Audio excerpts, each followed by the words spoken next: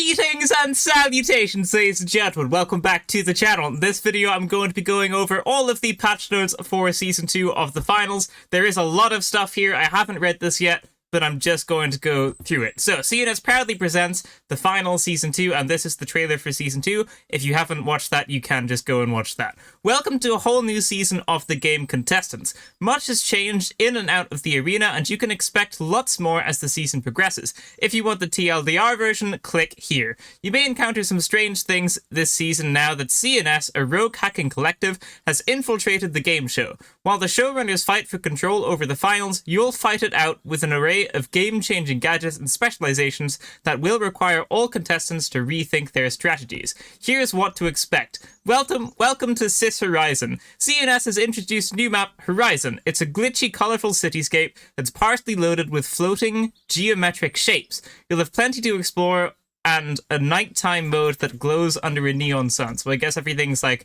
neon, so if it's nighttime it all glows up, which is nice.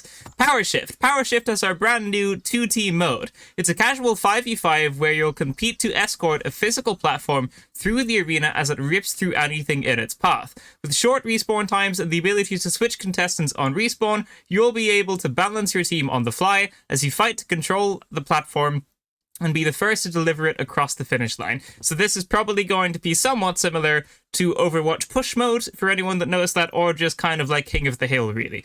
Learn the ropes. An all-new tutorial set in the streets of Monaco lets new players learn the ropes and provides a testing ground to try out gadgets, specializations, and weapons. Your friends who are new to the game can get on board quickly, and you can get a refresher if you've been away. It's well worth a visit, even for the most seasoned contestants. So there's a new tutorial place there. I think the tutorial before was in the practice range. I might be wrong on that, but it's cool that it's kind of just on a map now.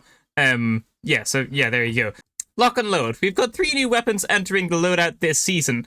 FAMAS, 93R, and KS23. This isn't loading because the finals is updating right now, so my internet's probably a little bit slow. FAMAS, the FAMAS, a burst fire assault rifle. We'll go to the medium build. The rifle retains most of its damage even at longer ranges, making it excellent for keeping enemies at bay. So this is going to be medium to long range weapon. We're going to have to see how it holds up at close range, but if you've got good aim, it's probably going to be fine at close range as well.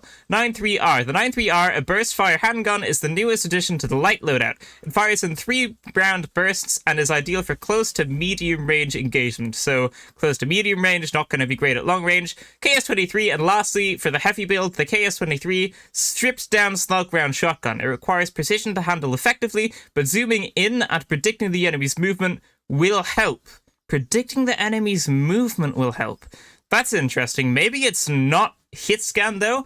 If the game updates like at the end of this video, then I might try it out. But maybe that means this isn't hit scan. That's going to be interesting to see. I don't know why it would say you have to predict the enemy's movement. It's kind of interesting. But anyway, join CNS, Dematerializer, a new specialization for the medium build that temporarily erases physical surfaces like walls and ceilings. It allows players to see, shoot, and pass through solid surfaces. You can create new passageways and close them back up again. Each action costs a charge, and the Dematerializer can hold up to 3 charges at once. Gateway, a pair of limited range deployable portals for the light build. When both are thrown, contestants and objects can move between the 2 locations. Anyone can use a portal, but can't see or shoot through them. Thrown items and projectiles can also travel through the gateways, but not objectives like the cash-out stations. So that's interesting. You can throw 2 of these and make a portal, and then you can like chuck a gas grenade through it as well. That's really, really interesting. Okay. Anti-Gravity Cube, a deployable cube for the heavy build that manipulates gravity in its immediate area. When activated, it lifts contestants and objects up and can be used as both a traversal tool and as an obstacle for enemy teams. Be mindful that destroying the cube will remove the reverse gravity zone. So if you're on the enemy team and you don't really want someone to have this activated, just destroy it, I suppose. Like, you know, if someone's got a dome shield down, just destroy the dome shield and then it's gone. So I'd imagine it's going to be similar for this. That's probably going to be the best way of countering it. Just shoot it. Data Reshaper. The Data Reshaper transforms objects in the arena into something else entirely. This gadget for the medium build would transform deployed equipment from other contestants into harmless arena props. So you're going to be able to get rid of mines without blowing them up, and also get rid of turrets without having to shoot them, which sounds pretty good for a gadget, honestly. But yeah, that's there as well. Unlock the Battle Pass. The Season 2 Battle Pass is 12 pages and 96 rewards. Each page offers a theme that is our love letter to the early days of gaming. With each level, you'll earn rewards from seasonal sponsors and even some unsanctioned prizes from CNS. Please don't forget to snag the seasonal bundle first, which provides a rebate on your purchase so you can get the exclusive Season 2 items. So maybe this is like something in the store, and then if you get that, it gives you enough money to buy the Battle Pass back or something. There was a thing like that in the Season 1 as well, so be on the lookout for that in the store. Become professional. So there's Rookie, Challenger Circuit, Pro Circuit, Masters Circuit. I'm not sure what this is. This looks interesting. The Battle Pass isn't the only way to earn rewards. We're also introducing the new Career Circuit. Each week, a new set of contracts will unlock in the Career menu. These allow contestants cash in contracts and earn free rewards. There's supposed to be a 2 there. Probably these allow contestants to cash in contracts and earn free rewards. At the end of each weekly set will be a sponsored prize. You'll be able to fill contracts at your own leisure, but you'll need to wait for each new circuit to unlock throughout the entire length of the season. The Career Circuit can increase your skill and coax you into trying a variety of new things throughout the season. Of course, filling in your weekly career page will get you a free gift a week. Yeah. But it also counts towards your Battle Pass progression so players can grind for completion even late to the game. Okay. So I guess this is just a bunch of like extra free rewards. It's not part of the Battle Pass, so if you're a free-to-play player, you're just gonna have a bunch of new stuff to get. And if you reach like level 50 or whatever it was in Season 1, then you're gonna have like another bunch of rewards here to get. And this looks like what's on sale. I don't like this skin doesn't look great, but it is called Rookie. I'd imagine it's not that hard to complete, so maybe it's not the best skin. This looks pretty cool. Like, it's got Ospu's sponsored stuff. The mask looks pretty cool. I don't know if there's going to be a skin for the gun or if they're just holding a gun there, but that's like a pretty decent looking skin. And this mask looks pretty cool, and this top looks pretty cool as well. And I think that's just a regular XP54 skin, and I don't think we know what this is going to be. There's like a little tease for the skin there. It might even be shown in the trailer for Season 2, but that unlocks in 58 days, I suppose. At least it says it does in this. Nice thing about this is I think it says somewhere it's weekly contracts, but they're not actually weekly. They just unlock each week. So if there's a contract for week 1 that unlocks something, you're going to be able to do that in week 4. So there's no rush to get these done, which is nice. So yeah, just lots of free stuff, which is always fantastic. Better matches. We're given League ranking a major overhaul for Season 2. So for anyone that hasn't played Season 1, the ranked matchmaking for Season 1 absolutely sucked. So hopefully this is good. I'll keep reading first. The goal is to provide a much better quality experience when playing in the ranked tournament. You'll get your starting rank based on your first 8 rounds, and from there you'll move up and down based on your performance. Contestants can expect to land between bronze and gold at first, and climb the ranks from there. As you may know, we need a lot of people and time to test a system like this, so you should expect more tweaks and changes throughout the season as we see it in action. So this was never a thing before. Before, you didn't have any placement matches, you just started at bronze and you had to get all the way to diamond. So if you play well for like the first 8 rounds, then I guess you're going to be able to go straight to gold, which is just going to help you skip a couple ranks there, which is pretty nice. And it says you can expect to land between bronze and gold. Maybe you can get to plat if you win like all 8 games, but you're probably going to be somewhere between bronze and gold. But if you play well in those matches, whatever you get, like however high you are, that means you're not going to have to grind it out from the very start to the very end, which is quite nice. Private matches. We're also introducing our first version of private matches in this early bare bones version. You'll be able to organize matches to a minimum of 6 friends to play Banquet or Quick Cash. We plan to expand this tool throughout the season with more features, so stay tuned. As with everything, we'll rely on your experiences and your feedback, so don't forget to give it a try. There is also a dev video with this. Embark posted it yesterday on their YouTube channel. There was some Embark employee that was just kind of explaining what was happening with the private matches and that they wanted to get it out early and then kind of develop it with the community, with feedback from the community, which is fair enough, but you can do private matches, but it's only Banquet or Quick Cash. So unfortunately, there's no tournaments for this yet, which I know a lot of people wanted. But hey, if you have 6 friends, you can go into a private match with them and you can just have a laugh. All of this and more comes in Season 2 right now. Check out the details below. New abilities and equipment. New map. Added the standard issue of the new Sister Horizon map. New game show event. Added the Retro Invasion 82 event to every map. I'm not too sure what that is. I guess I'll have to find out in-game. New specialization. Dematerializer. Enables the user to create temporary holes in the arena construction. New gadgets gateway. Yeah, we kind of know all this already, so I'm going to skip to what we don't know. Balance changes. Here we go. Balance changes. Throwables, explosive, and nukes. Added diminishing returns on damage from nukes, i.e. throwable objects that carry C4s, breach charges, or mines. For each source of explosive damage, including the throwable and starting with the highest, a damage modifier is applied to each instance in the sequence of 60%, 40%, 30%, 20%. So, from my understanding of this, if you throw 2C4 on a explosive barrel, the first C4 is going to do 60% damage, the second C4 is going to do 40% damage, and then if you have another heavy that throws on 2C4, the third one's going to do 30% damage, and the last one is going to do 20% damage. I think that this is a really interesting way of nerfing it. Nerfing them before by adding like physics to them so that they go down more if you've got lots of stuff on them, so they have a lot more weight. I think that solved it for the most part, but it is still quite annoying getting C4 barreled. This is definitely not going to be much of a thing anymore. 60% for the first thing you throw on it is pretty hefty. So they're just simply not going to do that much damage. I myself probably won't be running a C4 anymore. Might just pop on the barriers instead. But that's very interesting. It's definitely quite a creative way of nerfing it. So I don't think C4 barrels are really going to be a problem anymore. It seems like they really didn't want it to be a thing. Like, nerfing the barrels got rid of them mostly, but this is definitely going to, like, kill off any C4 barrel type plays, unless you have, like, C4 explosive mines, pyro mines, and, like, gas mines all on the barrel, but you're probably not going to be running that, especially if you're playing ranked, right? But that's a very interesting nerf there. I don't mind it. Yeah, I think it's going to get rid of the C4 barrel thing entirely, I'd say. Gas canisters now immediately start to steer off their direct trajectory, aka wobble, when they have attachments. Okay, I guess they didn't do that before. Maybe they went kind of straight before, actually, so that's been fixed. When picking up throwable objects with explosive gadgets attached, i.e. nukes and snukes, said explosives will become unarmed. Wait, what? When picking up throwable objects with explosive gadgets attached, i.e. nukes and snukes, said explosives will become unarmed. When the player lets go of the carried object, a rearming timer for explosives starts. Okay, so they've nerfed it twice. That's interesting. Okay, so this was for throwable objects, and this is also just for throwable objects.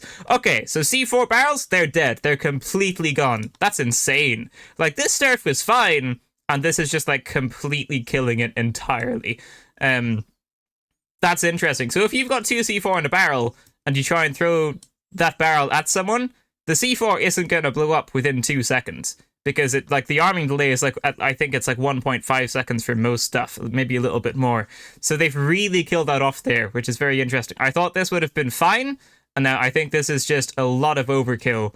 But hey, I guess on the bright side, you're not going to be getting C4 barreled anymore. The explosions from C4 breaching charges and all mines that detonate while unprimed now deal 20% of their original damage. Unprimed. Okay, so before they're armed, that's interesting. So if you chuck down an explosive mine, and then you blow it up with a CL40 before it's armed, it's only going to do 20% damage. And I guess that's so that, you know, if you've got like an RPG or something, and you throw down a C4 and then RPG the C4 to try and get extra damage in, it's going to do not so much extra damage. I think that's the idea there, which is fair enough, I think. To decrease the health value of propane gas tank from 250 to 120, so they're going to blow up a lot easier now. Fix a bug with fuel barrels where they sometimes wouldn't ignite when taking damage, for example, from explosions or bullets. Okay. Dev comment. Nukes were a hot button issue in Season 1. The previous tuning made nukes exceed the intended time to kill by a large margin. Since our initial changes weren't substantial enough to alter this tactic, you've added more ways to balance nukes moving forward. Yeah, I think it was substantial enough to alter the tactic. There really wasn't that much of it in ranked, and it was very, very double-edged. Because if you had a C4 barrel, and I RPG'd your C4 barrel, you die. That's just an insta-kill for me, right? So they were definitely hard to get kills with it after the nerf, and now you're just not going to get kills with it. Like, it's been nerfed very much into the ground here. But anyway, toxic gas. Added a delay to the application of damage. Damage will now start to tick 0.5 seconds after the player enters the gas cloud. Okay, that's interesting. So you do have like a little bit of a grace period there when you're in a gas cloud. That's interesting. Added new functionality that causes damage to ramp up gradually over time, from 30 HP per second to 60 HP per second over 2 seconds. So the longer you stay in the toxic gas, the more damage it does, but only from 30 to 60 after 2 seconds. That's interesting. Okay. I don't think they really needed to change anything with the gas. I thought it was kind of okay. The 0.5 seconds thing is good, though. I think that's probably in, like, defensive defibrillators. If you get defibrillated in a gas cloud, it's probably so that you don't just, like, insta-die again. So that's okay. This one I'm not so sure about. Just kind of interesting. I thought gas was pretty okay, but I guess they're just changing it up a little bit, which is always fine. Always fine to try and do stuff. Increased damage tick interval from 0.1 second per tick to 0.3 seconds per tick. Dev comment: we've always intended for toxic gas to act as an area denial tool. However, because of its immediate high damage and quick dispersal, it has become too potent. We've made changes to make toxic gas better fit the original intention. Fair enough. Yeah, I think gas is gonna stay pretty similar to how it was before. The 0.5 seconds grace period is quite a lot, though. They might nerf that later on, because that's gonna really just allow you to run through gas pretty quickly, and you just won't take damage really from that. But I suppose we'll see in game. Gadget C4 decreased ammo count. Oh no! Oh my god, they're nerfing it into the ground, into the grave, fuck, like 6 feet below the soil. Oh my god. Okay, C4, decreased ammo count from 2 to 1. That's insane. Decreased cooldown from 45 seconds to 30 seconds. So yeah, you've got less cooldown there, but you've only got 1 C4. Like, breach charges are actually just going to be better. Decrease minimum damage at the edge of the explosion from 93 to 75. Oh my god, that's insane! They've nerfed it so much. It's so much overkill. That's absolutely insane. C4 has gone. Towards the end of Season 1, C4 wasn't great. I know a lot of people just were putting barriers on instead, because barriers are pretty good. I'm definitely going to start running barrels. C4s are dead as of right now. Probably just going to move on to barriers or have something else in my 4th slot there. C4 ain't gonna cut it anymore. Defibrillator. Added functionality that causes revived players to gradually rematerialize into the level over a period of 3 seconds before fully loading back into the arena. That's interesting. I think that's fair enough. You're not gonna get someone up straight away. You're gonna, like, defibrillate them. It's gonna take them 3 seconds and then they'll be back up. So it's essentially just a faster revive, which I think is good. Increased charge up time from 0.6 seconds to 0.8 seconds. Okay, it takes longer to, like, get the defibrillator ready, I guess. Increased starting health from a defibrillator revive from 40% to 50%. Yeah, I think that's good. I'm very okay with those defibrillator changes. Takes a couple of seconds for someone to load in, so the enemy can, like, see you loading in. So if they want to get some damage done, they can, like, pre-aim at you or just, like, chuck a gas nade in or something. And also it takes longer for the defibrillate to happen. But because of those nerfs, they've made it so that you start with 50% health instead. I think that's pretty okay. I'm fine with that. Dome Shield. Decrease maximum duration from 20 seconds to 12 seconds. You got 12 seconds on the Dome Shield. That's insane. Wow, they're really nerfing heavy here. That's a huge nerf. Like 20 to 15, maybe. Like, it does last a while, and you get like 3/4 of it back once the cooldown is finished. That's a pretty hefty nerf, though. Okay, dome shields aren't that, like, they're good, but, you know, they're not that good. That's a pretty hefty nerf. Okay, jump pad. Increase cooldown from 25 seconds to 30 seconds. Okay, little nerf to that. Motion sensor. Moved from the light archetype rather to the heavy. That is perhaps the most random change I've seen. That's so odd. Okay, I guess heavies have motion sensors now. Maybe it's because lights have, like, thermal vision, so they wanted heavies to have an option to see people through walls as well. That's really interesting. RPG, fix an issue that made dispersion almost identical regardless of what state the player was in. Increase projectile dispersion in all non-aiming states. Okay, there's more projectile dispersion when you're not aiming down sights. Okay, reduce projectile dispersion when aiming down sights. Oh, they reduced it when aiming down sights. Okay, that's okay. Increase zoom in time from 0.2 seconds to 0.4 seconds. Increased equip time from 0.5 seconds to 0.5 seconds. Increased unequipped time from 0.35 seconds to 0.4 seconds. So nerfs all around, except for this reduced projectile dispersion when aiming down sights. So if you're aiming down the sights, it's going to be a little bit more accurate, which is nice.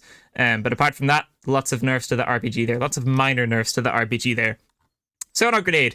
Move from the medium archetype to the light. That is weird. That's a weird choice. Because I know recon sensors is being replaced with one of the new specializations, right? I think it's called a data reshaper. So this is interesting, because sonar grenades were going to be the only way for the medium to see through walls.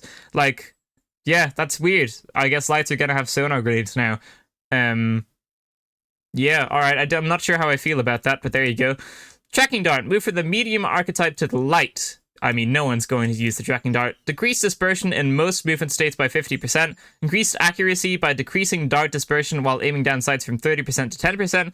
Added force feedback for controllers. Like, tracking dart is just really, really, really, really, really bad if they wanted people to use it.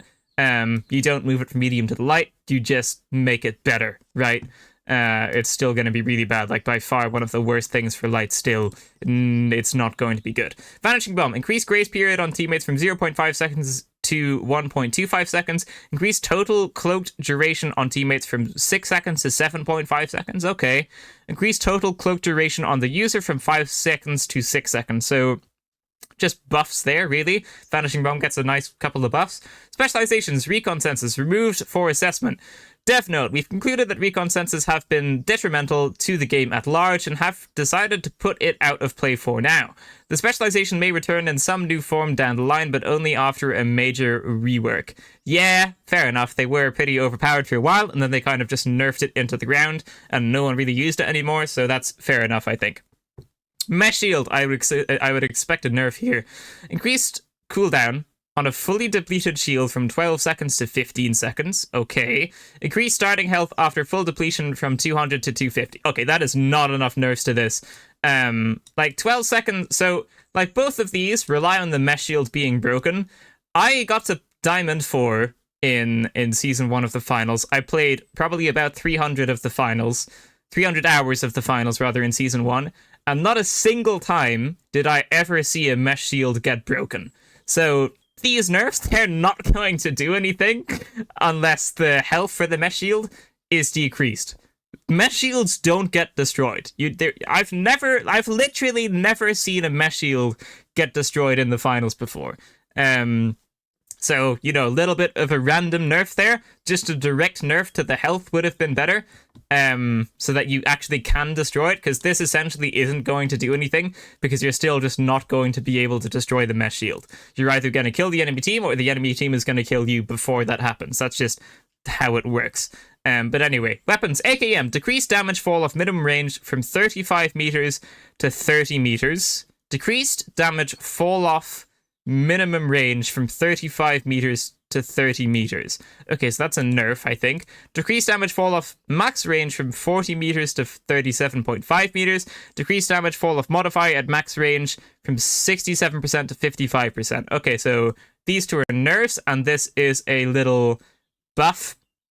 I mean, yeah, if they wanted to make the AKM usable, they should have fixed the visual recoil. It's got a lot of visual recoil on it. It's pretty hard to hit a lot of shots with it consistently, because where the iron sights are just isn't where the bullets go because of the visual recoil.